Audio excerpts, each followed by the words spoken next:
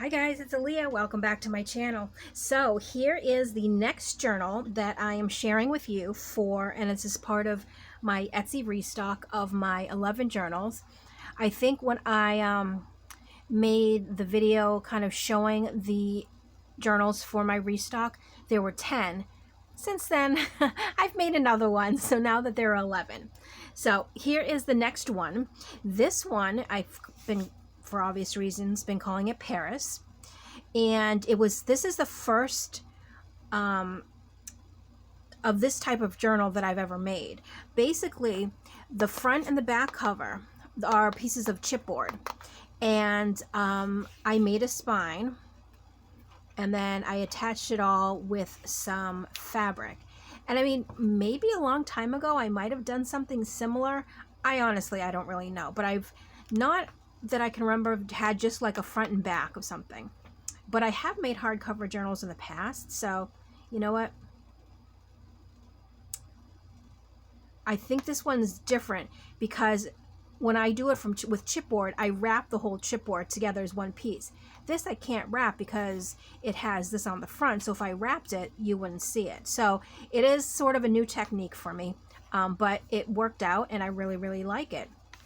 So these chipboard pieces were actually gifted to me from my friend Evelyn, and when I first got it, I wanted to do something with it, you know, right away, but it sat on my desk because I wasn't really sure how to do it. So I have figured it out, and this is it.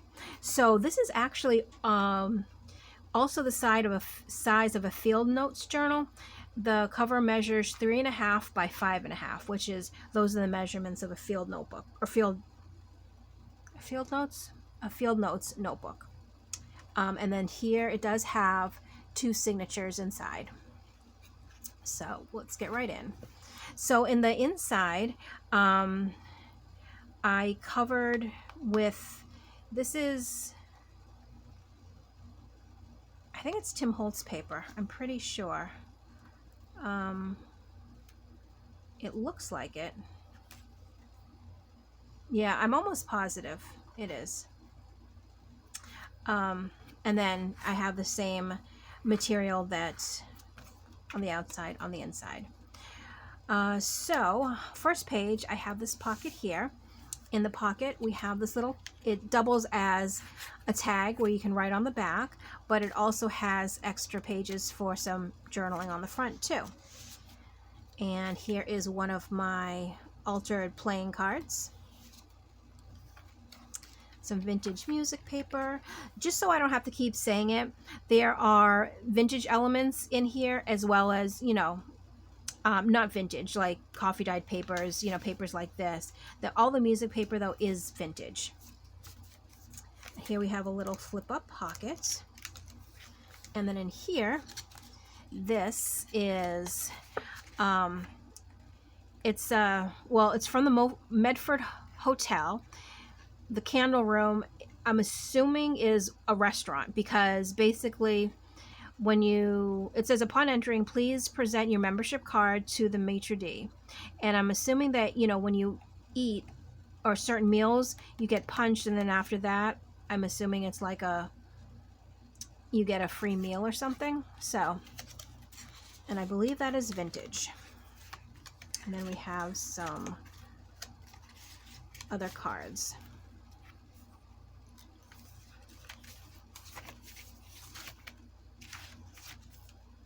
And then this one is a little Tim Holtz ephemera piece, as well as this.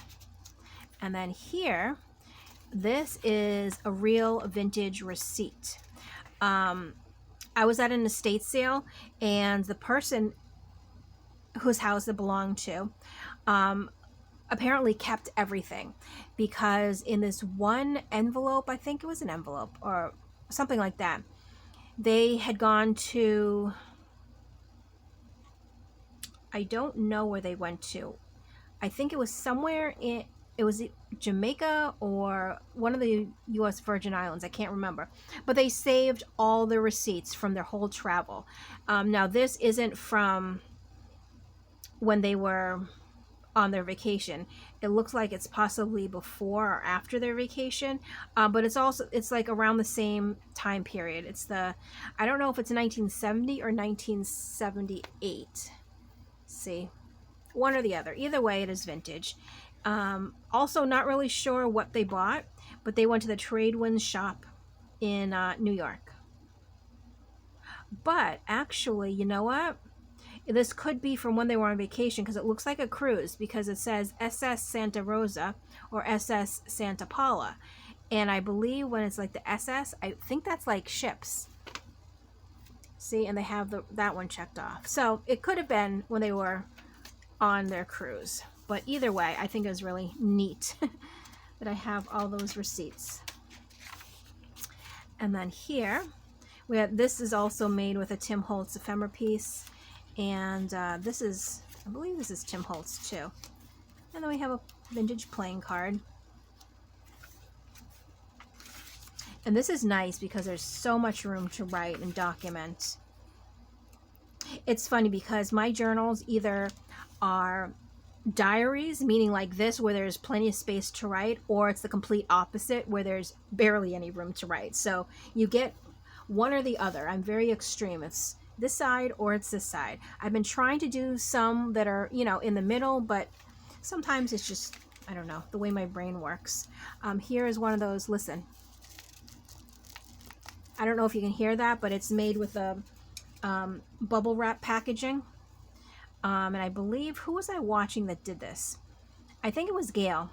Yeah, I'm pretty sure it was. And then on the back, you can write on it, but it makes that kind of, you know, that crinkly sound, the little puffy crinkly tags. And here is another journaling card. So that is the first signature. Second signature basically starts out the same way. We have that same tag and this altered playing card, and you can write on the back.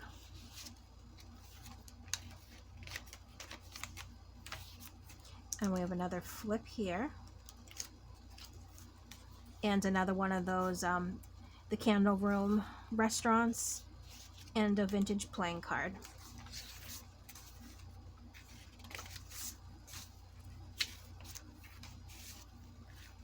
And this is a ticket.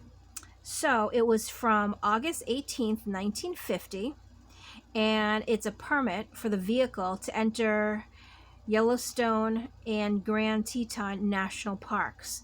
Super cool. So this is probably like a parking permit, I'm thinking. I don't know if that focuses. There we go. So that's really cool. And that's really vintage too. And so here we have another Trivial Pursuit card. It's funny because when you buy these, it comes in, you know, those long boxes, because there's all the cards. I don't know how many cards in there, but lots of them. What I started doing with my family is anytime somebody has a birthday or something like that, in their card that I'm giving to them, I also include this. And it's funny because sometimes we'll be sitting around the table and we'll do questions, and we've been learning, you know, random facts, random things, but it's from reading those. So that's a fun idea. If you have tons and tons like I do, stick them in a card as a gift, just because it's fun. Here's another flip up. This is a cigar wrapper. And this, I believe, is another receipt. Okay, this is probably from, I'm sure it's from the same estate sale that I went to. And this was when they were in, it looks like, the red carpet, Port-au-Prince, Haiti. So I'm sure that the cruise ship pulled, you know, docked there. They did buy something, however, I'm not sure exactly what they bought, but it looks like it was $35. Yeah, I don't know what they bought, but it is a vintage receipt, and I love receipts and stuff like that. It's just so cool. Sometimes on eBay you can bid on like vintage receipt lots and stuff like that. If I'm ever on and I do see it, I always bid. And I bid probably on like 50 different auctions. And out of the 50, I probably win maybe, you know, 2 or 3. Sometimes if I'm lucky, maybe 5. Because what I do is I go and I just, I put my highest bet and and that's it. And if it's something really good, you know, people outbid me all the time. But if it's something that maybe people aren't very interested in, then that's when I win. So, so that's the last little tuck there, and this is the end. And this is when I started to include my handmade with love, and then I signed my name. So it's kind of like a little signature. So that is the little hardcover Paris book. Again, it is 3.5 by 5.5. It is listed in my Etsy, so I will leave the link to this journal in the description box below. And I think that is everything with this journal. I'm just looking, I'm sorry, I'm distracted because I'm looking that way because I have a whole shelf full of journals I still have to get through. So I'm trying not to make it too long, but I tend to be a little chatty from now and then. Hope you don't mind. So as always, thank you so much for watching, and I'll see you soon in my next video. Bye.